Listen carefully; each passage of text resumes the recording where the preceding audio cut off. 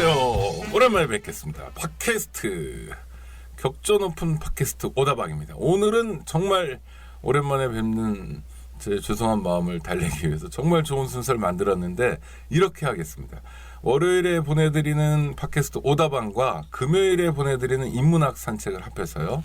네, 1+1으로 특집 방송을 오늘부터 4차례에 나눠서 보내드리겠습니다. 이 특집 방송에 함께해 주실 분입니다. 천정환 교수님 모셨습니다. 안녕하세요. 예, 안녕하세요. 천정환입니다. 네, 성균관대학교 국어국문학과. 예, 맞습니다. 아, 성대는 국어국문학과라는 이름이 그대로 있군요. 그렇습니다. 여전히 국어국문학과라는 명칭을 유지하는 학교들이 네. 한 그래도 좀 반쯤은 남아 있는 것 같습니다. 아, 그리고 이름을 어떻게 바꿨습니까? 다른 학교들은요? 다른 학교는 아예 국어국문학과가 없어진 학교들도 있고요. 아, 또 뭐 사학과나 뭐 이런 데랑 합친 데도 있고 심지어 네. 또 미디어 창작과라든지 또 문예 창작과랑 합쳐서 아, 다른 과로 변한 학과들도 많습니다. 지난주에 제가 충남대학교에 갔는데요. 예, 거기는 국립대학교라 그런지 네, 국어국문학과, 예. 도고동문학과, 불어불문학과가 그대로 있더라고요. 그런 데가 별로 많지 않고요. 네. 잘 아시겠지만 공립 대학들이 그래도 바람을 네. 덜 타는 편이죠. 아. 상대적으로 그렇습니다. 그나마 다행인 거군요. 하여튼 뭐 어떤 면에서는 좋은 것도 있지만 좀 약간 서글픈 것도 있는데 성균관대는 그래도 자존심을 지켜주는군요. 그러니까 이제 소위 서울의 주요 대학들하고 네. 그 지방의 거점 대학들, 국립대학 주로. 예, 네. 그렇죠. 근데 그런 대학들은 뭔가 자존심과 기존의 것을 유지하는 편이고요. 네. 나머지 대학들은 뭐 그냥 숙대밭입니다. 인문학이. 쑥대밭이다. 네. 인문학자로서 그렇게 말씀하시니까 시작부터 좀 서글퍼지는데요. 네. 어떻게 쑥대밭입니까? 그러니까 그러니까 이제 연구를 할 수 없는 그런 풍토인가요? 연구는 약간 별도의 문제고요. 네. 학부랑 대학원의 파괴랄까요? 아, 재편의 상황이 너무나 심각해서 그러니까 인문학을 재생산할 수 없는 상황. 네. 그러니까 취업 문제 때문에 그런 거죠. 주로는 이제 취업 문제가 이제 표면적인 이유긴 한데 네. 궁극적으로는 이제 인문학을 어떻게 그 국가의 백년지 대계로 교육 체계 안에서 어떻게 키우고 또 뭔가 이렇게 배치할 것인가에 대한 사회적인 합의도 없고 또 그런 비전이 없는 거죠. 아, 그런 상황 속에서 교육부가 추진하는 구조조정이 뭐 구조조정 자체는 할 수밖에 없죠. 왜냐하면 당장은 그렇죠. 인구가 인구 주니까. 절벽 네, 상황이 네. 있으니까. 근데 그런 상황 속에서 이제 일단 취업이 잘 안 된다는 것을 이유로 하면서 기업의 취업을 좀 더 잘할 수 있는 인재를 양성한다는 것을 표면적인 이유로 해서 인문학이나 사회과학도 마찬가지인데 네. 를 다 이제 재편시키고 있는 겁니다. 그게 그 언론에서 하는 대학 평가 이런 거하고도 연관이 있습니까? 대학 평가도 있고요. 그다음에 네. 이제 프라임 사업, 뭐 네. 코어 사업, 뭐 이런 뭐 에이스 사업, 뭐 교육부가 주도하는. 그렇죠. 교육부가 네. 주도하는 교육부가 이제 돈을 주고 네. 대학의 재정적인 상황이 대부분 열악하니까 네. 돈을 주고 대신에 이제 교육부가 바라는 대로의 구조조정을 강요하는 거죠. 그런 방식으로 이렇게 대학 전체가 이제 변하고 있습니다. 그런데 지금 이제 긴 안목으로 보면 변화의 초기일 수도 있는 거 아닙니까? 앞으로 더 변할 수도 있고 더 망가질 수도 있고. 더 망가질 수도 있고 이제 이게 굉장히 어려운 문제고 네. 여러 가지 구조적인 문제가 겹쳐 있어서 네. 사실은 어떻게 풀어야 될지 알고 있는 사람은 거의 없는 것 같습니다. 근데 그 정말 인문학을 공부하고 나누고 하여튼 뭐 그래야 될 대학이란 공간은 인문학을 오히려 죽어가고 있고 뭐 이런 현실인 것 같은데 네, 사회적으로 보면요 무슨 뭐뭐 인문학 그래가지고 그렇죠. 약간의 붐 같은 게 있고요. 그게 벌써 한 3, 4년 됐죠. 네, 몇 년 네. 됐습니다. 네, 그러니까 네. 저희가 10년 전부터 교도소에서 네, 교육을 하는데 저희는 진짜 그 뭐 이렇게 얘기하면 그렇지만 인문학에 대한 믿음 이런 것 때문에 네. 평화 인문학이라는 거를 교도소 수용자들하고 이제 나누고 저도 있는데요. 몇 번 네, 오셨습니다. 예. 근데 해마다 교도소에 한 네. 번씩 갔는데 예. 그런데 그런 거 말고 막 네. 이상한 뭐 마케팅 뭐 무슨 경영 인문학 무슨 예. CEO 인문학 이런 네, 것들 네. 이건 어떻게 봐야 됩니까? 일종의 그냥 지나가는 유행입니까? 좀 역설적이죠. 역설적인 네. 상황들이죠. 제가 뭐 그거 관련해서 글도 한 편 길게 써봤는데요. 네. 한 재작년인가 이제 그 이제 소위 시민 인문학, 대중 인문학이라고 말할 수 있는 것도 몇 가지 차원이 있더라고요. 네. 말씀하신 것처럼 이제 그 뭐 경영이나 또 뭐 마케팅 뭐 이런 데와 결합하고 있는 그 지배 논리와 결합하고 있는 인문학도 있고, 네. 또 이제 평화 인문학처럼 가장 사회의 낮은 곳, 또 가장 소외된 사람들과 뭔가 결합하고 있는 인문학도 있고, 그 인문학 자체가 하나가 아닌 거죠. 그렇죠. 근데 그런 상황들 뭐 물론 이제 중간에도 많습니다. 중간에서 이제 뭐 지방자치제 네, 구청이나 이런 데서도 그 지자체들이 많이 굉장히 많이 네. 하죠. 구청뿐만 아니고 지역 도서관들도 네. 시민인문학의 중요한 주체로 돼 있거든요. 뭐 그런 상황들이 다 뭐 다 부정될 건 아니고, 그 중에서 이제 사회에 도움되는 방향으로 어떤 것들은 살리고, 또 인문학자들의 양심과 또 인문학 본연의 자세를 통해서 이제 구현해야 될 것들이 있다고 생각합니다. 네. 하여튼 뭐 그 말씀도 또 저 평소에 궁금한 말씀이어서 네. 네, 특히 국어 국문학과 교수님이어가지고 여쭤봤고요. 네. 그 말씀 들으려고 모신 건 아니고, 자, 지금 사실 어마어마한 일이 벌어지고 있는 거 맞죠? 그렇습니다. 우리가 뭐 이런 뭐 저나 오 국장님이나 네. 나이가 그래도 먹을 만큼 먹었는데 이런 건 처음 보는 거죠. 평생 처음이고 네. 저희 어머니도 평생 처음이니까 아마 한반도에 사람이 산 이후 처음인 것 같아요. 일단 숫자로만 그렇고요. 네. 그 10월 말부터 시작돼가지고 지금까지 계속 되고 있는 지금 광장에 대해서 네. 인문학자로서 한번 분석을 해주실 텐데요. 첫 번째 시간은 나비 효과라는 제목을 붙여주셨어요. 혁명의 나비 효과, 항쟁 봉기의 문화적 법칙. 약간 어려운 것 같은데요. 일단 네. 지금 그러니까 왜 엄청난 일입니까?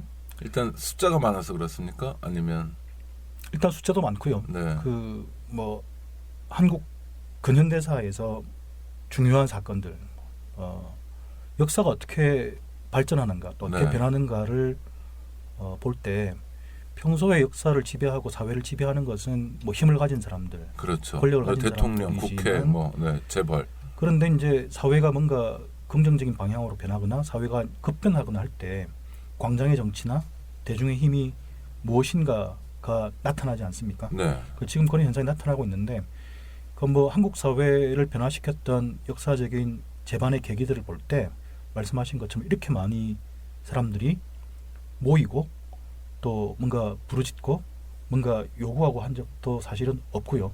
그다음에 이 양상 자체가 현재까지는 어쨌든 현재는 사실은 뭐 이걸 혁명이라 부를지 뭐라 부를지는 아직 이름도 없고 네. 뭐라고 규정하기가 힘든 상황이죠. 그렇죠. 예를 들면 87년 6월 항쟁처럼 6월에 네. 집중된 것도 아니고 10월부터 지금 12월까지 오고 있고요. 그렇죠. 이제 보통 이제 한번 물결이 형성되면 네. 제가 이제 보니까 3.1 운동도 그렇고 뭐 2008년 촛불 때도 그렇고 한 달 두 달 가는 것 같아요. 촛불은 좀 많이 갔는데 6월 항쟁이나 4.19는 그래도 4.19도 대략은 2월 28일부터 2월부터 2월 네. 28일부터 4.18부터가 아니라 그렇죠. 3월 15일을 또 한 가지 네, 계기점으로 선거가 하고 있었고 그렇죠. 그다음에 이제 4월 18일부터 4월 28일, 4월 26일 6일 날에 해야 하는 날까지 계속 네. 가죠. 그리고 뭐 유랑전 아시는 것처럼 뭐 한 달 이상 갔고 또 7, 8, 9 노동자 대투쟁까지 치면 거의 네, 뭐 3개월 이상. 네. 3개월 이상 갔던 거고요.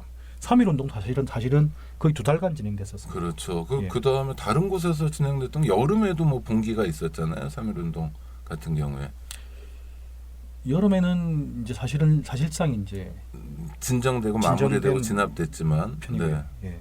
근데 어쨌든 3.1 운동도 2월 말부터 시작해서 네. 3월 달에 이제 물론 서울에서 주요한 시위들이 일어났지만 경부선 연선을 타고 이게 쭉 번져가면서 네.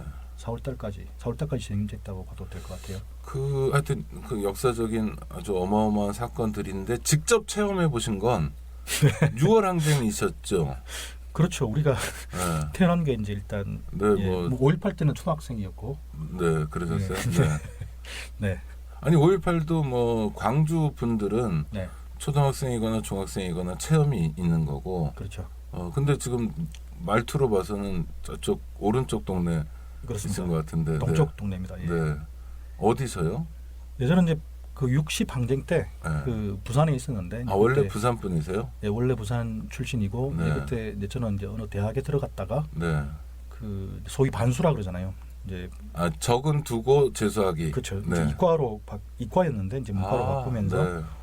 5월 초인가 4월 말인가에 이제 부산에 내려왔었습니다. 그래가지고 네. 그래서 이제 학원에 다니고 있었는데 그 학원이 이제 부산의 간선도로에 그 범일동이라고 그 네. 부산 한가운데에 있는 그 간선도로 한가운데에 있는 학원이었는데 그래서 유월항쟁을 자연스럽게 이제 봤죠. 아. 근데 거기 이제 부산 잘 아시는 분들은 뭐 이렇게 말씀드리면 짐작하실 텐데 서면과 남포동 딱 중간에 있습니다. 네. 예, 그러니까 이제 서면이 이번에도 그 사람들 많이 모여서 그렇죠. 대마, 서면이 항상 서면 많이 로타리. 모이는 편이죠. 왜냐하면 네. 서면이 좀 더 모이기가 좋은 것 같습니다. 그러니까 남포동보다는. 이번 예. 저 촛불 집회 과정에서도 그 전에는 서면 뭐 안쪽 같은 데서 초기에 한두 번 하다가 네. 아예 이제 자동차가 다니는 큰 길로 나왔다는 거죠. 그렇기도 하고 이제 부산의 집회가. 지난주에 보니까 문현동 네. 로타리까지 진출했다. 뭐 이렇게 나오는데 이제 그 서면에 그 옛날로 치면 뭐 대한극장, 태화백화점 뭐 이런 데서 네. 모여서 그쪽 도로를 이제 차지하고 이제 뭐 집회를 한다든지 시위를 하는 거였는데 이제 그게 더 넓어지고 또 이동하다 보니까 이제 문현동 로타리까지 그러니까 갔다. 부산이 한쪽엔 바다가 있고 한쪽엔 산이 있는 거죠. 그렇죠. 그러니까 바다와 산 사이에 큰 도로가 이를테면 남포동, 범일동 지나 서면 가는 이 큰 도로가 메인 도로 같이 돼 있고 부산 사람들이 많이 모이고 그렇죠. 유흥가도 있고 거기가 막히면 이제 부산은 이제 다 마비되는 거죠. 거기가 이제 거의 서울로 치면 서울하고 좀 비교하기 힘든데요. 그렇죠. 부산이 어쨌든 좀 길쭉하게 돼 있고 이제 산이 많고 한 편이죠. 네. 근데 그 가장 중요한 간선도로가 말씀하신 것처럼 그 밑으로는 남포동 자갈치부터 시작해서 중간에 이제 부산역 지나고 네. 범일동 범천동 지나고 이제 서면까지 이어지고 이렇게 쭉 한 도로 크게 이어지는. 그러니까 도로들이. 서울은 무슨 종로가 있고 청계천, 을지로, 퇴계로가 있어서 종로가 막혀도 사실 딴 데로 좀 다니면 되는데 부산은 그게 아니라 종로가 어마어마하게 중요한 데인데 그렇죠. 하필이면 그곳에 사고날 다녔고 네, 중요한 데니까 데모도 거기서 하는 걸 봤다. 그렇죠. 보셨나요? 많이 봤죠. 하셨나요? 보셨나요? 뭐 했다고 말할 수 있겠죠. 근데 이제 어쨌든 그때 양상이 참 재미있는 게 그 이제 6월 10일 정도부터 6월 말까지 계속되지 않습니까? 네. 근데 그럴 때 이제 뭐 전국적으로 많이 모인 날들이 있었죠. 뭐 6월 10일을 비롯해서 뭐 6월 체류탄 18일, 추방날, 뭐 6월 평화, 26일 네, 뭐 이런 때 그런 제일 날이 많이 있었습니다. 네. 모였는데 근데 그럴 때 그 후반부로 갈수록 그 시위 양상이 달라지기도 했고요. 아 그렇습니까? 후반부로 네. 갈수록 또 좀 더 급진적이고 네. 또 이제 폭력적인 양상도 나타나기도 했고 뭐 그런 걸 봤던 것 같아요. 그 폭력적이라고 얘기하니까 좀 그런데 네. 옛날엔 다 그렇게 폭력적이지 않았나요? 그렇죠. 폭력적이라는 게 꼭 나쁜 의미는 아니고요. 네. 그러니까 뭐 아니 일단 공간 자체가 없으니까 뭐 화염병 던지고 이러면서 공간 만들고 길거리 점거하고 이런 방식의 시위가 87년에는 일반적인 거였잖아요. 그렇죠. 일반적인 양상이었을 뿐만 아니고 이제 그 주류든 그 네. 야당이라든지 그때 당시에 이제 그 국본이라고 그랬나요? 네네네. 국본 민주헌법 쟁취 국민운동본부 그렇죠. 그런 게 있었습니다. 국민운동본부 야당 중심으로 한 국본과 또 대학생들 가운데에서 전대협을 위시한 주류는 비폭력 평화 시위를 하자는 식으로 이야기를 했지만 네네. 실제로는 이제 그 정권이 거대한 폭력을 행사했고 그러니까 계속 체류탄 그렇죠. 일부러 체류탄 추방의 날을 네네. 따로 이렇게 집회를 잡을 정도로 했고 엄청난 뭐 지랄탄과 네. 뭐 페퍼폭을 엄청나게 쏘아댔잖아요.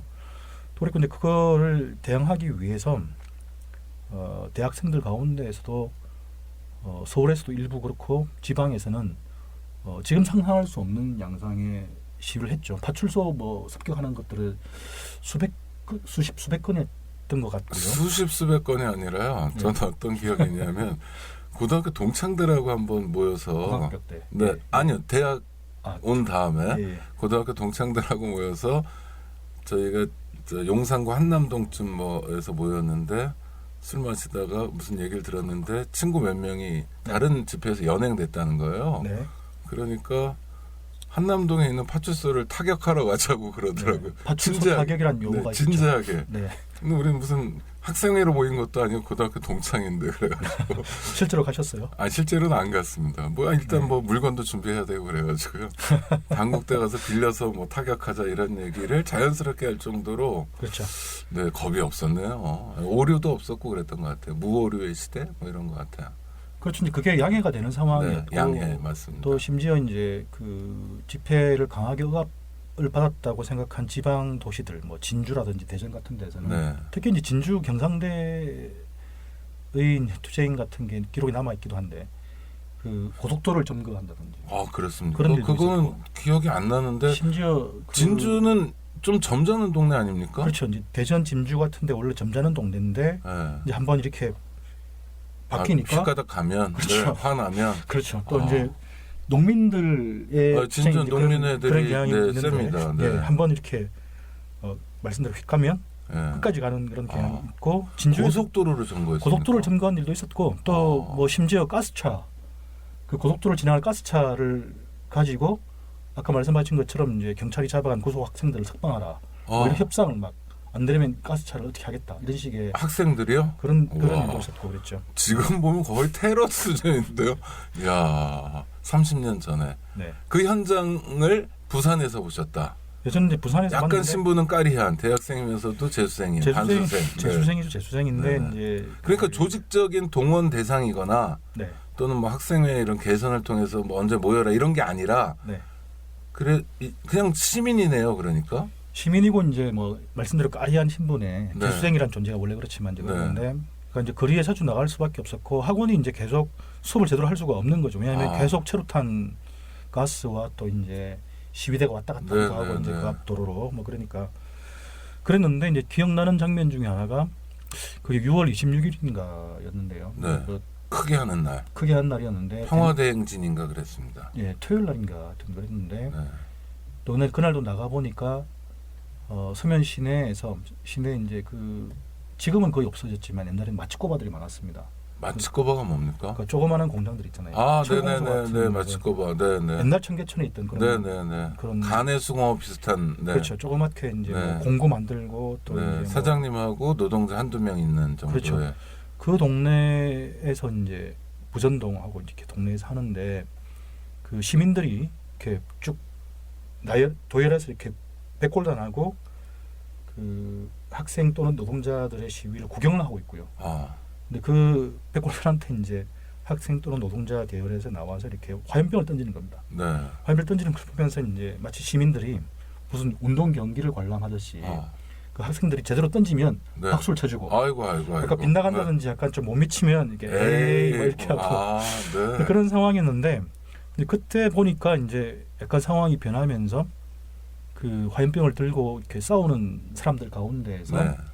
학생이 아니고 학생이 아닌 사람들로 보이는 그 동네에 있는 그 양아치 형님들 네. 라든지 또 그 마치코바에서 일하는 노동자들 연령으로는 어느 정도? 뭐 20대 30대겠죠. 근데 어쨌든 근데 맞아. 6월 항쟁 때도 입세 입은 거 보면 학생인지 노동자인지 구별했던 것 같아요. 그렇죠? 그럴 수 있죠. 네. 학생들은 뭐 또 대열이 분명하기도 네, 하고 네. 또 이제 외치는 구호나 이런 것도 정해져 있고 한데 네. 그 아무튼 6월 항쟁 후반부도 그 모든 봉기나 혁명이 그렇지만 점점 이게 이제 심화되고 더 급진화될수록 기층 민중일이라고 말하는 사람들이 많이 참여하고 흔히 말하는 위에서 아래로 그렇죠. 뭐 이런 흐름. 그래서 저희 네. 학원에 어떤 선생님이 계셨는데 네. 이제 그분이 그 민추인지 국본인지 회원이셨어요. 그래서 평소에 이제 사회 상황에 대해서 많이 말씀하시고 6월 항쟁에 대해서도 이제 우호적인 말씀을 많이 하셨는데 이제 네. 그분은 아마도 이제 약간 기성세대로서 또 이제 민주당 쪽에 이제 관계되신 분으로서 그렇게 폭력적인 양상으로 나가면 안 된다는 식으로 네네. 이야기를 하셨어요. 근데 실제로는 아마 6월 말이 가까워 올수록 그리고 7, 8구 노동자 대투쟁 때는 뭐 그런 거 없었죠. 네. 평화대 뭐 폭력의 이분법이 뭐 공허한 것이고 별로 뭐 가치 없는 사실은 이분법적인 구분이라 생각하는데 저는 네. 어쨌든 중간층 또 자유주의적인 생각을 가진 분들은 그 아무래도 이제 그런 거를 저하거나 비판하게 되는 경향도 언제나 있었던 것 같습니다. 그 평화 폭력을 둘로 딱 나누는 것, 네. 이분법적으로 사고하는 것은 가치가 없다 이런 말씀을 하셨는데 네. 뭐 이후에도 말할 기회가 있을 것 같습니다만은 지금 광장에서 진행되는 집회 시위에서 평화는 굉장히 중요한 가치로 여겨지잖아요. 그렇죠. 저는 그런 건 처음 봤는데 경찰이 차벽 세워놓으면 전 그건 폭력이라고 보는데 네. 거기에 시민들이 스티커를 꽃을 네. 그건 평화를 상징하는 거겠죠, 붙이고 네. 또 의경도 고생한다고 떼고 네. 지난번에 보니까 차벽을 치는데 모자라니까 관광버스들을 데려왔더라고요, 경찰에서. 네. 네. 관광버스에는 또 스티커를 한 장도 안 붙이더라고요. 네. 이건 뭐 무슨 정말 일사불란한 군대가 움직이는 것처럼 굉장히 조직적인 뭐 평화 지향 이런 게 있는데 네. 이것도 약간 이분법적으로 사고하는 건 아닌가 하는 생각이 들어서요. 평화 자체가 무기가 될 수 있는 네. 싸움이 있는 거잖아요. 네. 그러니까 평화 자체가 이제 무기가 되어야 되고 우리가 평화를 지향하고 평화를 수단으로 삼는다. 네. 이런 게 이제 있을 수 있고 이번 경우에는 평화로운 집회가 그러니까 우리가 흔히 알고 있는 한국 사회에서의 어떤 시위에서 폭력 네. 뭐 이런 게 아닌 수단들이 사용되는 것이죠. 근데 그런 것들이 주로 사용되고 엄청나게 참가하는 사회적인 범위가 늘어나서 그렇죠. 넓어져서. 뭐 평화로워야 유모차도 오죠. 그렇죠. 유모차도 오고 뭐 가족들, 네. 연인들, 네. 친구들이 모이는 무슨 축제처럼 이렇게 네. 되기도 하고 네. 그렇게 되면서 이제 평화가 수단이 되고 평화가 목적이 되면서 우리의 이제 어떤 지향 자체를 드러내주는 것이 됐기 때문에 뭐 지금 현재로서는 뭐 폭력적인 수단을 사용할 필요가 없는 것처럼 보입니다. 네. 네.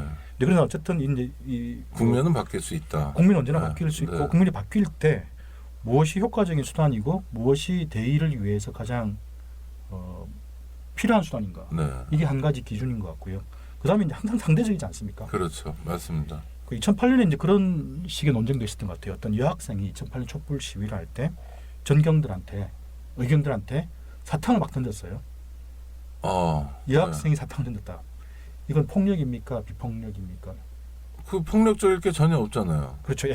그 먹을 건데 게다가 네. 근데 사탕을 맞으면 아플 수도 있고 에이. 날아온 걸 보면서 사탕이 아니라 이렇게 돌이라고 생각할 수 있는데 네. 어쨌든 이렇게 애매한 부분들이 존재할 수밖에. 2008년에 그런 논쟁이 있었습니까? 논쟁이 많았죠. 2008년에도 네. 폭력 비폭력 논쟁이 많았고 네. 또 뭐 올해도 그렇고 그 전에 그랬는데 그 차벽을 그야말로 촘촘하게 사람도 못 지나다니는 게 불법적으로 또 헌법재판소에서 이미 이제 그게 아니라고 이야기한 거잖아요. 대법원입니까? 그 차벽 세우는 것이 불법이라고. 네네네 그런 결정이 있었죠. 네. 네. 근데 어쨌든 차벽을 밧줄로 감아가지고 당기는 행위. 네. 폭력입니까? 비폭력입니까? 어떻게 됩니까? 저 그 2008년 촛불 때 많이 봤는데요. 네. 저는 말렸어요. 왜 말렸냐면 네. 이게 뭐 사이드도 잡아놓고 막 네. 어떨 때 차 안 끌려가려고 의경들을 태우기도 하고 그러는데 네. 막 당기다가 갑자기 차가 확 나오기도 하거든요. 예. 그래서 그 거리를 둬야 된다. 이격. 네. 그래서 자동차하고 사람들 사이가 수십 미터 이상 되지 않으면 네. 잘못하면 차에 깔리는 엄청난 끔찍한 일이 벌어져서 네, 그런 역할을 했습니다. 위험하다는 의미에서 이제 네. 한국은 그리고 이제 버스는 제가 그때 경찰청 인권위원회였는데 이런 얘기해서 미안하지만 일종의 퍼포먼스로 땡길 수도 있다라고 생각되고요. 그렇죠. 근데 만약에 그걸 해서 의경들이나 직업경찰관들이 많이 다치거나 심지어 죽는다면 그건 전혀 별개의 문제인데 네. 자동차 생산 많이 하는 나라에서 그 정도는 할 수 있는 거 아닌가 싶어요. 왜냐하면 선생님 말씀하신 것처럼 전제가 경찰이 차벽을 세워놨다는 게 전제잖아요. 세워놓지 않았으면 버스를 끌어당기든지 그래서 끌어당긴다고 다 끌어낼 수도 없는 거고 한두 대 상징적으로 하는 건데요. 그 정도는 저는 가능하다고 봅니다. 예, 그러니까 이제 이 말씀을 드린 이유가 네. 그러니까 폭력이나 비폭력이라는 문제가 사실은 어떤 정세에서 구체적인 현장의 상황에서 결정될 수밖에 없고, 그렇죠, 맞습니다. 또 그리고 이제 극히 상대적이기 때문에 상호적이기 때문에 경찰이 어떻게 나오는가, 네, 맞습니다. 경찰이 표현의 자유를 보장을 하는가 안 하는가에 따라서 사실 달라지는 거잖아요. 네. 그래서 그런 이번에 판례는 많아요. 경찰관이 불신 네. 검문하다가 뭐 강압적으로 막 수갑 네. 채우면 네. 저항하고 네. 그런 건 죄가 아니에요. 당연히. 그렇죠. 네. 만약에 그러면 그 50 때처럼 네. 또 3.1 운동 때처럼 네. 최소한의 주장을 표현의 자유를 집회 시위의 자유를 보장하지 않는 때 네. 그럼 과연 어떻게 되느냐 이런 그러니까 문제가 있죠. 네. 상대적인 거 맞습니다. 그렇죠. 상대적이고 뭐 이 이야기로 또 뭐 1시간도 할 수 있을 것 네. 같은데 그 역사에서 이제 이런 문제가 상당히 많이 반복되어 왔고 또 이제 폭력, 비폭력, 또 대항 폭력, 네. 반폭력 이런 개념들도 다 있지 않습니까? 네. 그래서 대항 폭력 알다시피 그런 식으로 강하게 억압할 때 뭐 광주 예를 많이 들기도 하죠. 그렇죠. 광주 5.18 예를 막 사람 막 죽이는데 공수부대원들이 백주에 대낮에 막 대검을 휘두르는 사람을 막 죽이고 또 어디로 막 끌고 가고 사람들을 막 그걸 할 때 과연 어떻게 해야 되는가 뭐 이런 문제가 있어서 대항 폭력 개념이라는 게 있잖아요. 그 폭력에 대응한 정당한 폭력, 그 폭력을 행사하거나 유발하는 세력이나 장치들을 제거하기 위해서 대항 폭력, 카운터 바이오런스라고 하는데 네. 이게 필요하고 필수적이다는 생각을 많이 하고 그거에 대한 국가적 예. 또 법이라는 건 이제 폭력하고 굉장히 먼 거리에 있는 것 같은데 법률적, 헌법적 판단 다 끝난 것 같아요. 어떻게 끝나 있습니까? 아니 5.18이 국가기념일이고 네. 그 민주화 투쟁이잖아요. 네. 그 민주화 투쟁이라는 게 뭐 총 든 거 빼고 뭐 빼고 저 도청 앞에서 이렇게 평화롭게 얘기하는 것만 민주화 투쟁이 아니거든요. 그러니까 뭐 선제 폭력이 있을 때 당연히 저항하는 거 맞고 저항하지 않으면 그게 사람도 아니죠. 그리고 저항이라는 게 자기를 구하기 위해서라도 저항하는 거잖아요. 공간을 넓히는 의미도 있지만 네. 그래서 그런 거는 뭐 다 판단은 끝난 것 같은데 다만 이번 집회도 그렇고 2008년에도 그렇고 좀 아쉬운 건 네. 폭력, 비폭력, 평화, 폭력 이런 프레임 이렇게 단순한 선생님 네. 아까 말씀하신 네. 이분법적 프레임에 갇혀 있는 거는 좀 아쉬운 것 같아요. 맞습니다. 예, 그게 아쉽고 대항 폭력의 개념에 대해서도 대항이라고 할 때 카운터란 말 쓰면서 마치 그 공권력이나 국가의 폭력하고 시민들이 행사할 수 있는 말씀대로 자기를 지키기 위해서 네. 그리고 자기의 신체의 자유라든지 뭐 자기의 어떤 인권을 최소한으로 방어하기 위해서 하는 폭력이 마치 대등한 것처럼 이야기하는 것이 사실은 논리적인 문제가 있다는 지적을 많이들 하세요. 아니 그 당연한 거 아닙니까? 그렇죠. 선생님 2만 5천 명의 경력이라고 그러잖아요. 이 사람 경찰력, 병력이 아니라 네. 경력이 있고 네. 광장에 100만 명이 있어요. 네. 2만 5천 명이 100만 명을 해산시킬 수 있을까요, 없을까요? 있죠. 당연히 있죠. 네, 아주 쉽게 해산시킬 수 그렇죠. 있고. 우리가 그 87년 7월 5일 날인가요? 네, 이한열 장례식 때 장례식 보셨죠. 너무 한 방에, 극명했죠. 한 방에. 딱 한 방이었습니다. 그죠? 네. 딱 한 방에 페퍼폭으로 그냥 그 100만 명을 해산을 시킬 수가 있는데 그때 그러니까 그 폭력의 수준이나 정도가 그렇죠. 쪽수의 문제가 아니잖아요. 쪽수의 문제도 네. 아닐 뿐더러 이건 뭐 김정한 선생님 책에 나오는 내용이지만 시인 김정은 선생님이요? 김정환 말고요. 정치학자 김정한 네, 네, 네. 맞습니다. 고려대 계시는데요. 네, 네. 이를테면 그 광주 때도 마찬가지지만 광주 때도 심지어 이제 뭐 광주항쟁 초기에 뭐 그런 일들이 벌어지고 집단 발포가 되고 해서 시민들이 결국 무장을 하기 시작했잖아요. 그 무장에서 이제 심지어 총을 들고 맞섰던 거죠. 국가 폭력에 대해서. 근데 그럴 때도 실제로 광주에서 죽은 사람들 그리고 광주에서 죽은 군인들의 숫자를 비교하면 비교할 수가 없다는 거죠. 그러니까 그렇죠. 무슨 말인가 하면 맞습니다. 네. 무슨 말인가 하면 아무리 이쪽에서 뭐 시민들이 민중들이 총을 뭐 들었다 치더라도 총을 들고 뭐 폭력을 뭐 행사하려고 한다 하더라도 네. 대항하려 한다 하더라도 그 불균형과 비동질성 네. 비교할 수 없는 수준이라는 그렇죠. 거죠. 그 군인들은 몇 명이나 죽었을까요 그때? 광주항쟁에서 군인이 공식으로 23명이 죽었죠. 23명이 죽었고 광주 시민들이 그 중에서 발포하거나 공격해서 죽인 사람은 8명이고요. 나머지들은 상호교전 이런 것도 했죠. 그렇죠. 네. 자기들끼리 5인 사격해가지고 공수부대랑 무슨 네. 전투교육 차량 네, 네. 광주 외곽에서 왜 네. 그런 일도 있었잖아요. 근데 그런 게 나머지들이었기 네. 때문에 심지어 무기고를 막 탈취하고 뭐 어쩌고 해가지고 했다고 했는데도 결국은 네. 총을 들어도 최소한 20대 1 정도의 비교가 안 되는 폭력의 그렇죠. 양상이 있었다. 그래서 이런 점을 이제 한나 아렌트 같은 철학자가 네. 이야기하면서 이제 그 대항폭력 개념의 한계 네. 같은 걸 지적을 했던 거죠. 맞습니다. 심지어 다른 뭐 내전 같은 게 벌어져도 심지어 네. 뭐 광주항쟁 같은 내전의 상황이라고 말할 수도 있을지 모르겠지만 어쨌든 이런 저항에서도 그런 정도인데 그보다 훨씬 더 큰 내전적인 저항에서도 국가 권력과 자본이 보유한 폭력에 비하면 이쪽이 보유할 수 있는 게 대등하지 않다. 훨씬 더 큰 건 어떤 사례가 있을까요? 뭐 스페인 내전. 스페인 전쟁. 근데 그거는 국가가 오히려 이쪽이고 저쪽은 쿠데타군인데 이제 자본과 나치가 자본을 가지고 있으니까. 예, 네. 이제 그 지원하고 막 그랬죠. 그 좀 대등하지 않았나요? 뭐 비교적 대등했지만 네. 뭐 그런 경우라 하더라도 네, 결과는 예, 그랬습니다. 그렇고. 네, 참담했고. 네. 그리고 이제 그래서 이제 반폭력이라는 개념이 나오는 건데 네. 그건 이제 뭐 이거 책에 나오는 개념이지만 그 이를테면 이제 광주의 시민군이 과연 대항 폭력을 행사하고자 했는가? 그렇죠. 한편은 그런데 또 한편으로 이 사람들은 이제 반폭력이었다는 거죠. 무슨 말인고 하니 도청을 끝까지 사수하던 사람들이 있었는데 그 사람들이 그 도청에 남아있던 고등학생 또 여학생 이런 사람들을 밤에 돌려보내고 집에 가라고 그랬죠. 집에 가라고 그랬죠. 네. 그래서 만약에 이 사람들이 진짜 계엄군한테 이길 마음이 있었다면 또 이길 수 있었다면 한 명이라도 더 동원해서 불렀어요. 그렇죠. 더 동원해서 싸우고 네. 또 뭐 광주도청에 있었다는 뭐 TNT도 터뜨리고 막 이렇게 네. 그렇게 했겠죠. 근데 그게 아니고 폭력을 저지시키기 위한 폭력을 종식시키기 위한 네. 수단으로 그런 행위를 했는데 그건 반폭력이라 봐야 된다는 거죠. 네. 안녕하세요. 오창익입니다. 인권연대는 정부나 기업의 지원을 사양하고 오로지 시민의 참여로만 운영하는 100% 순도의 민간 인권단체입니다. 1999년 창립 이래 한눈 팔지 않고 오로지 인권운동에만 매진해 왔습니다. 인권연대 회원으로 참여해 주세요. 인권연대 회원이 늘어나면 그만큼 인권연대의 활동도 풍부해지고 활발해집니다.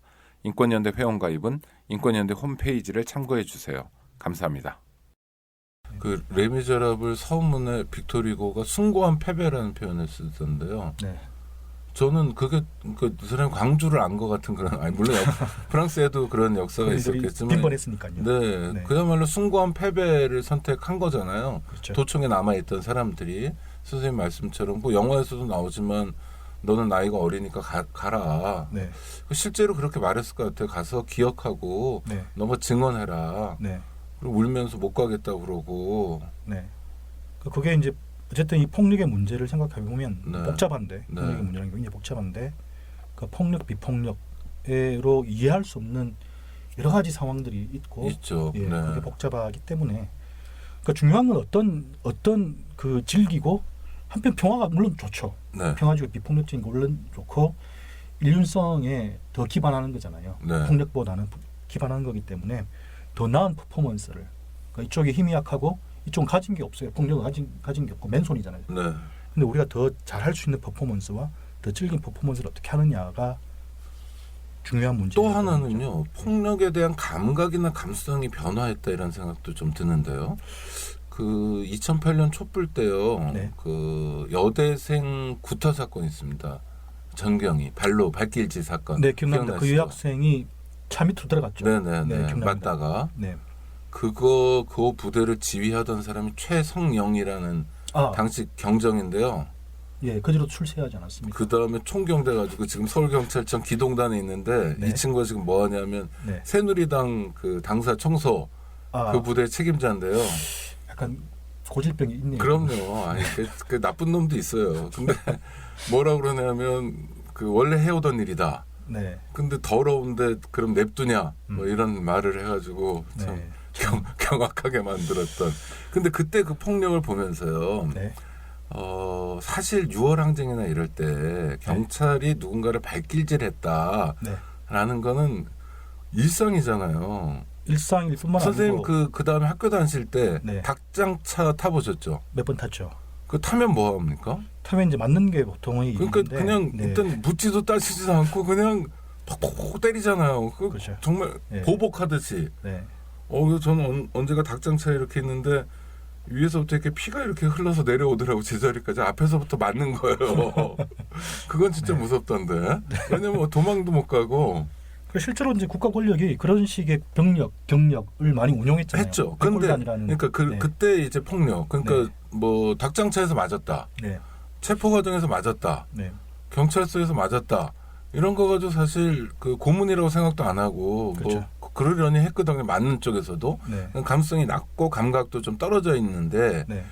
안 맞다 보니까 그런 것 같긴 한데 2008년쯤에 돼서는 네. 발길질 몇 번 한 것에 대해서도 사람들이 흥분하고 네. 정말 국가가 이래서는 안 된다라는 감각을 갖잖아요. 그렇죠. 그런 감각의 변화가 지금의 촛불을 만들어낸 것도 있지 않나요?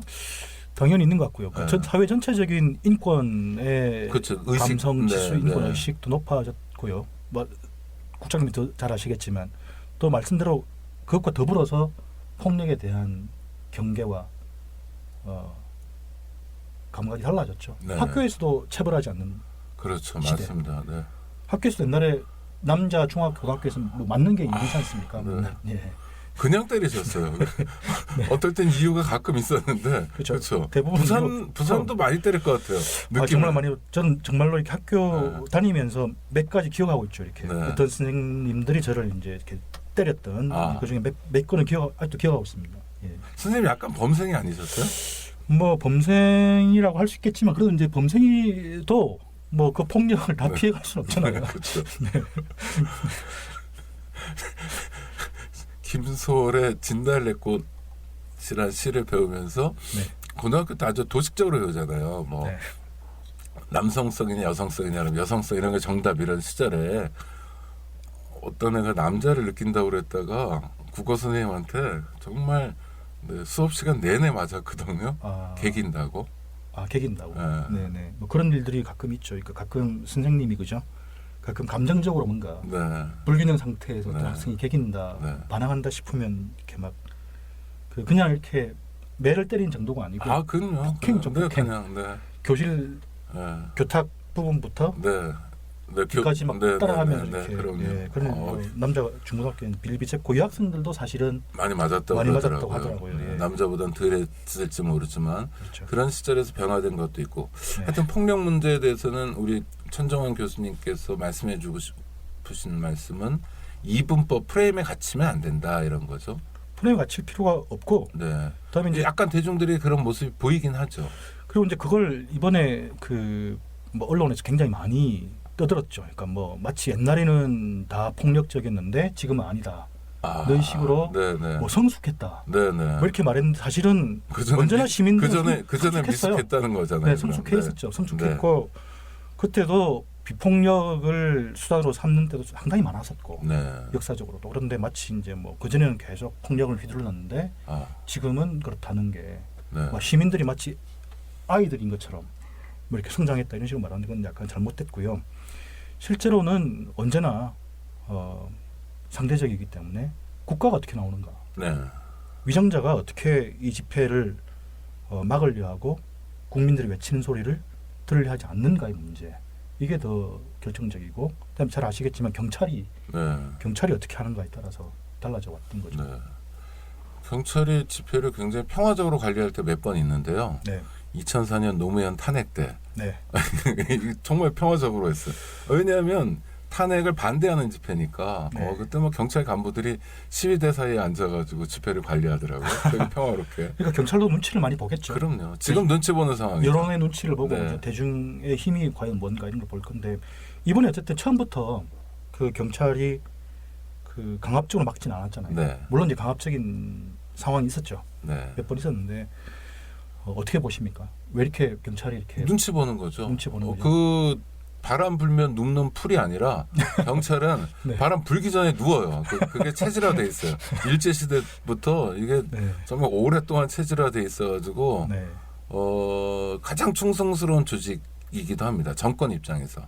네. 그래서 죽으라면 죽진 않는데 죽는 치능을 가장 잘 내요. 네. 검찰하고 좀 다른 속성이 있거든요. 네. 그 전문 용어로 찌질하다고 그러는데 아니 이 방송을 경찰관들도 많이 듣는데 그렇습니까? 경찰관들이 알죠 자기들이. 그래서 네. 정말 정권에 대한 부침이 가장 심한. 네. 네. 검찰은 마지막 순간엔 저항도 하잖아요. 지금 보는 것처럼 막 최순실 공소장 이런 것처럼 네. 정권에게 막 덤비는 듯한 모습. 네. 마치 독립적인 것처럼 물론 매번 정권 말기에만 보여주긴 하는데 경찰은 뭐 퇴임하는 그 순간까지 충성입니다. 그런데 이제 경찰 전반은 그런데 경찰 가운데서 아까 말씀하신 최모 씨처럼 특히 좀 나쁜 X들이 있는데 소위 경비통이 있는데 경비통. 경비통들이 준동하기 어려운 거고요. 아, 이거는 방송에서 얘기하기는 좀 그런데 광화문에서 저는 네. 이 집회에 참석한 현직 경찰관들 많이 봤어요. 그 사복 차림으로. 시민으로. 아, 가족하고 함께 나와가지고. 시민인으로서. 네. 그러니까 뭐 그런 게 회사 안에서도 다 공유가 될 거 아니에요. 네. 뭐 어느 경찰서 어느 과장님 뭐 누구 많이 봤거든요. 일반 직원들. 그래서 제가 막 야단도 쳤는데 뭐라고 해서 쳤습니까? 여기 이렇게 나와 있으면 어떻게 이렇게 동료들은 고생하는데 이렇게 농담으로요. 네. 하여튼 제가 궁금한 건 다시 네. 6월 항쟁으로 가면 네. 자 대학교 1학년 때 참 감성 예민하고 네. 스펀지 같을 때일 수도 있는데 네. 또 반수생 하여튼 신문도 어정쩡 그거 되게 중요한 코드 같아요. 네. 어디에 속해 있는 것도 아닌 사람. 네. 하여튼 그러니까 개인으로 존재했잖아요. 천정환이란 청년이 네. 6월 항쟁이 그런 역사적 격변이 개인에게 영향을 미치죠. 엄청나게 미치죠. 예. 그게 어떤- 어떻게 미친 거예요? 천 교수님의 경우에는. 그러니까 근데 그게 오늘 말하려고 했던 네. 예, 자꾸 이야기 앞으로 새서 그런데 나비 효과의 한 부분일 텐데요. 네. 말씀대로 80년대 세대들이 다 그런 화인을 화인. 예, 네. 불도장 같은 것을 네, 가슴에 화인 갖고 있죠. 맞아요. 네. 그러니까 어떤 해방의 체험이랄까요? 그러니까 다 뿔뿔이 흩어져 있는 개인이고 억압받는 존재이고 대부분의 존재는 그렇지 않습니까? 네. 그리고 이제 뭐 80년대도 그렇고 뭐 지금 박근혜 정권도 그렇지만 무소불위 위에 그야말로 군림하고 통치하고 뭐 다스리고 명령하고 예, 그렇죠. 네. 명령만 하고 언제나 갑의 자리에만 있고 네. 그런 존재들인데 그런데 이제 그런 사람들이 주인이 아니고 네. 사실은 개돼지들 그러니까 이런 그 나양욱 씨가 얘기한 예. 개돼지. 작은 사람들, 보통 사람들이 역사의 주인이고 또 그 사람들에 의해서 역사를 바꿔갈 수 있다는 것을 느끼고 체험하는 것이 너무너무 중요하고 평소에 책을 읽거나 해서 그런 거를 생각할 수는 있지만 네. 체험하는 거는 역사적 격변이 아니면 못하는 거죠. 그렇기도 네. 하고요. 그다음에 정치란 것이 네. 언제나 우리로부터 이렇게 멀리 떨어져 있는 무엇이잖아요. 그렇죠. 그들만의 그들만의 리그처럼. 일이고 네. 그들의 일이고 이제 그게 우리 생활에 영향을 미치지만 우리가 그것에 대해서 뭘 할 수 있을지는 사실은 잘 모르고 네. 그게 이제 선거 때 표 한 번 찍는 것 공허한 행위죠. 어떻게 보면 뭐 그것 이외엔 또 안 되고 네. 또 그렇게 표를 찍으면 또 우리가 생각하는 것이 반영된다고 말할 수도 없고 그렇죠. 근데 이런 상황인데 근데 이게 대의제 민주주의 한계일 텐데 우리가 그야말로 주권자이고 민주주의의 주체라는 것을 그런 광장의 정치를 통해서 알 수 있고 광장의 정치에 승리해 보면 승리한다는 경험이 네. 역사의 주인으로 어떤 청년들을 만들어내는 근데 그런 상황이 사실은 뭐 이번만 아닐 거고 이번에도 사실은 중학생, 고등학생, 대학생들이 그런 주체로 될 수 있다는 점에서 박근혜 대통령님께 감사를 하고 싶은 마음도 있고요. 그러니까요. 그리고 네. 뭐 3.1운동 때나 네. 4.19 혁명 때나 뭐 87년의 경험이나가 어떤 세대들을 정치의 주체로 또 새로운 문화의 주체로 만들어냈죠. 그러니까 3.1 운동이 끝나면 3.1 세대 같은 그렇게 부르진 않았지만 네. 그런 세대가 생기는 거잖아요. 그렇죠. 6월 항쟁도 그렇고 네. 그거는 역사적 격변, 민중 항쟁 네. 이런 게 개인에게 아주 정확하게 영향을 미치는 건데 네. 그래서 교수님은 그 다음에 어떻게 되셨어요? 데모하고 그래서 그러셨군요. 뭐 운동권 학생이 됐군요. 네. 뭐 80년대 많은 대학생들처럼 이제 그렇게 대학 생활을 했고요. 그리고 네. 이제 그게 이제 아까 말씀드렸던 것처럼 화인으로 가슴에 남은 도장으로 되어서 어쨌든 진보적인 삶을 지향하거나 또는 뭐 민주주의자로서 살아야겠다는 생각을 많이 하게 됐던 거죠. 네. 예. 그 텔레비전 보다 보니까요. 네. 이 촛불에 대해서 많이 방송을 해주잖아요. 네. 거기 생중계 해준다고 그러는데 전 그 시간에 데모해서 모르겠지만 나중에 뉴스 같은 거 보면 가족 단위로 나오는데 아주 깐난아기 같은 정말 뭐 말귀도 못 알아들을 것 같은 유모차들도 부모들이 오더라고요. 그러면서 하는 얘기 역사의 현장이니까 네. 너는 그때 여기 있었다는 걸 얘기해주고 싶어서 데리고 나왔다는 얘기를 되게 많이 자연스럽게 하더라고요. 네, 봤습니다. 그쵸. 그건 어떤 역사적 원체험에서 온 거겠죠? 그렇겠죠. 네. 또 하나는 뭐 사실 그런 것도 있을 거예요. 부부가 데모를 나가려면 애를 맡길 데가 없어가지고 데리고 나오신 분들도 꽤 되는 것 같은데. 저 처음에는 그런 이유인 줄 알았어요. 네. 근데 그게 아니고 그 사람마다 그런 얘기를 그렇죠. 되게 많이 30대 들었어요. 부부들이 네. 그 초등학생, 중학생들을 손잡고 네. 정말로 많이 나오고 뭐 우리나라가 어떤 나라인지 네. 또 말씀하신 것처럼 또 이 역사의 현장이 무엇인지를 또 민주주의가 무엇인지를 애들한테 가르쳐주고 싶고 또 같이 이야기하고 싶어서 나왔다는 말씀을 정말로 많이 하시더라고요. 네. 그래서 이 힘이 이 효과가 한국 사회의 어떤 근처적인 자원으로 아, 마음의 자원 네. 내지는 정신의 자원으로 보존이 될 것 같고 또 보존을 시켜야 될 것 같아요. 그 엄청난 파워 같은 거가 느껴지던데요. 네. 그러니까 사람들이 아닌 것 같은데 다 서로 학습하고 그렇죠.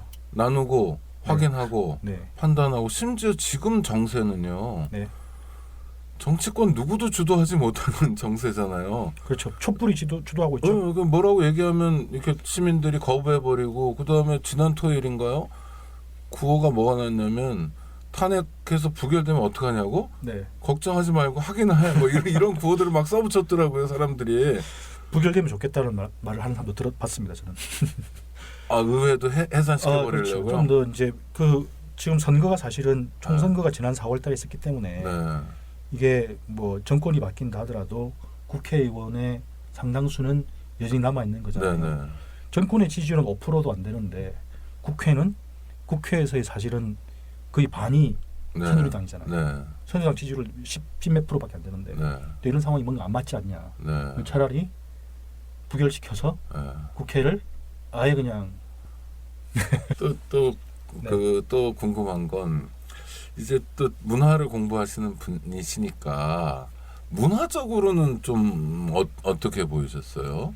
이 집회들이 6번씩 오면서. 네, 그래서 이제 제가 이야기하고 싶은 것 중에 하나가 이제 그런 네. 건데요. 이제 제가 이제 문화사를 공부하는 사람이니까 또 이제 아까 이야기했던 그런 격변기에 또 대중의 직접 정치, 직접 민주주의, 네. 광장의 정치가 어떤 문화적 효과를 만들었는가 네. 하는 걸 이제 관찰을 약간 해봤는데요. 뭐 이를테면 4.19, 또 해방기 때, 또 4.19 혁명 때, 3.1 운동 때, 또 80년의 뭐 서울의 봉화 5.18, 60대 각각 이제 다 어떤 그런 혁명적인 상황이나 해방의 상황이 있을 때 그것이 반드시 이제 어떤 문화를 경고하죠. 네. 문화적인 어떤 행위를 경고하고 그러니까 상호적인데요. 한편으로는 문화적인 행위를 경고하고 다른 한편은 문화적인 현상을 만들어내고 네. 문화 전체가 변화하는 데에 크게 영향을 미치게 되죠. 그게 어떤 지금은 뭐가 있나요? 또는 뭐 직전이라도 6월 항쟁이나 촛불이나 저희가 선생님 오시면서 네. 이제 처음에 방송하기 전에 노래부터 이제 한 곡 틀었는데요. 네. 네, 대한민국은 민주공화국이다. 네. 이거는 2008년에 나온 거죠. 2008년에 나온 히트곡이죠. 근데 이게 히트곡이긴 한데 이게 문화를 뭐 바꿨다 이런 느낌은 별로 없는 것 같은데 어떠세요? 그러니까 세 가지를 말했는데요. 윤민석 씨한테는 죄송하지만, 네, 네, 세 가지를 말했는데 하나는 이제 그런 싸움, 그러니까 광장에서 싸움이나 광장에서의 집회나 이런 것들이 어떤 의례나 문화를 경고한다는 거죠. 네, 그러니까 문화적인 형태를 띈다는 거죠. 그러니까 우리가 같은 노래를 부르고 아, 같은 구호를 외치고 어떤 같은 감정을 공유하고 어떤 깃발을 내고 문화를 향유하는군요. 그 공간 속에서. 그렇죠. 문화를 향유하는 게 문화를 향유한다는 그 전에 그런 걸 통해서만 사실 이루어지는 그냥 맨몸으로 네, 아무것도 하지 않으면서 뭔가를 외치는 것이 아니고 네, 깃발을 든다 노래를 부른다 하면서 뭔가를 같이 한다는 거죠. 네. 문화를 향유하고 공유한다는 거죠. 만들어. 그게 한 가지고 그다음에 이제 그런 걸 통해서 이루어진다는 것이고 그다음에는 이제 그런 작용이 새로운 문화를 탄생시킨다는 것이죠. 그 현장에서 집회와 시위의 현장에서 그것이 뭐 한 달 갈 수도 있고 2달 갈 수도 있고 일주일 만에 끝날 수도 있지만 그 안에서 뭔가를 한다는 거고요.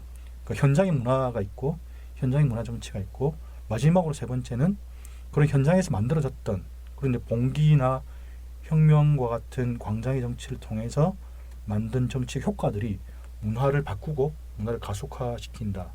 문화적 변화를 가속화시킨다. 세 가지를 이야기를 했는데 복잡한데 아무튼 뭐 대한민국은 민주공화국이다는 거 뭐냐면 현장에서 가장 부르기 좋고 또 현재의 그 우리 촛불 시민들의 마음이라든지 의식을 가장 잘 그렇죠. 쟁점이 잘 표현돼 정확하게 있고. 표현돼 있고 대통령이 헌법을 위반한 헌법에 규정되어 있는 활동을 하지 않으면서 비서실세를 통해서 뭔가 이상한 짓을 한 네. 거기에 대해서 궁극적인 주권자는 우리고 그런 대통령을 쫓아낼 수 있다는 것을 표현하기 위한 노래로서 네. 그 약간 맥락이 다르죠. 2008년 때는 검역 주권과 네. 네. 관련해서 대한민국 민주공화국이다. 막 이명박 정권이 마음대로 한 거에 대해서 막 이렇게 했던 거고 지금 대통령을 쫓아내고 우리가 법이다, 헌법이다. 이걸 주장하기 위해서 이번 그 대규모 집단 체험 이후에도 문화에 어떤 변화가 있을 수 있겠네요. 그럴 수 있겠죠. 예, 그건 좀 더 지켜봐야 될 것 같은데 네. 저는 이제 이번 광장의 정치에서 중요한 것이 또 노래가 중요한 네. 것 중에 하나가 그 노래 아세요? 소녀시대의 다시 만난 세계 죄송합니다. 네. 모르십니까? 소녀시대라는 그룹이 있는 것까지 압니다. 네. 아 이건 큰 충격이네요. 네, 네. 다시 만난 세계란 노래가 상당히 많이 불리고 있습니다. 네.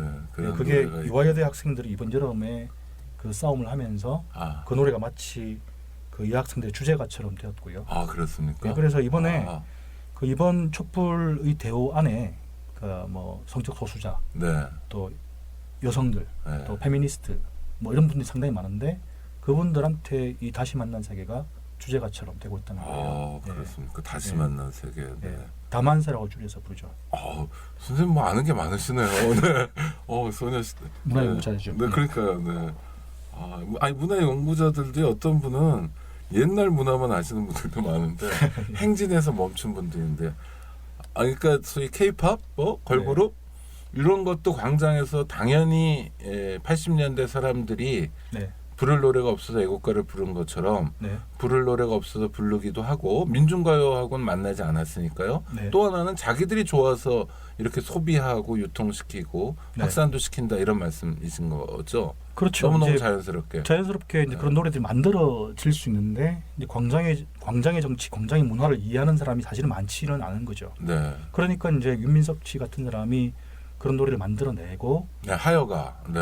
예, 그런 노래를 하여가. 만들어 또 네. 이제 어떤 일부 아티스트가 이제 그런 걸 만들어내는 거는 새로운 현상이긴 한데 네. 근데 없으면 네. 이제 기존의 노래를 부른다든지 네. 아니면 어딘가에서 이제 가져와야 되는데 근데 그것들은 꼭 맞지는 않은 거죠. 네. 꼭 맞지 않은 경우가 많고 그 무대에 쓰려다가 실패한 네. DJ DOC는 어떠셨어요?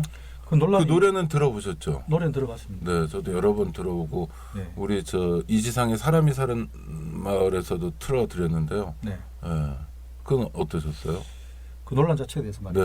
네. 예. 그 뭐 DJ DOC가 갖고 있는 그룹의 성격, 네. 그 약간 악동들. 네. 내지는 약간 양아치스럽다고 해야 나이 되나? 먹어도 철 안 드는. 네. 네, 그런 이미지하고 어울리긴 했는데, 네.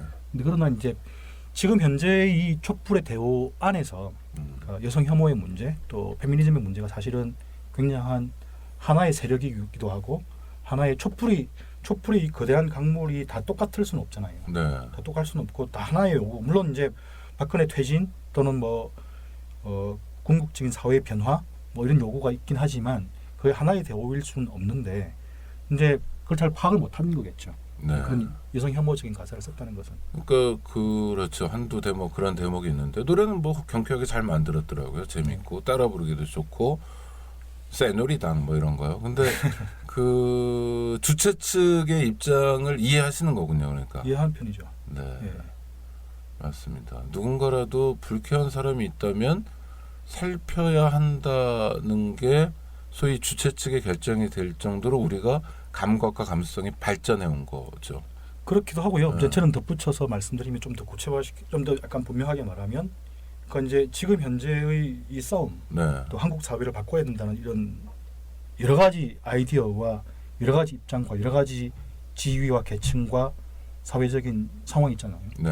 근데 그런 상황 속에서 그러니까 혐오의 문제를 타파하거나 혐오의 문제를 넘어서는 것, 혐오를 넘어선 민주주의를 만들어내는 것, 네. 그 사회 건재에서 이게 되게 중요한 2016년 10월, 11월 흐름 안에 있기 때문에 네. 그 자체가 중요하다는 거죠. 네. 그러니까 지금 우리가 얘기하는 광장이 얘기하는 민주주의라는 것이 네. 잘 못하고 네. 국정을 파탄으로 만든 대통령을 쫓아내는 수준에 멈추는 게 아니라 그렇죠. 그것만이 아니라 뭐 여성이나 성소수자나 이런 혐오도 네. 배제하고 네. 차별을 넘어서 네. 모두가 정말 그 헌법에 나와 있는 대로 존엄과 가치를 가지는 네. 한 사람 한 사람이 네. 인권도 보장되는 불편하거나 불쾌하지도 않고 또 광장에서 성추행이나 뭐 이런 거 얘기하시는 분들도 많이 있더라고요.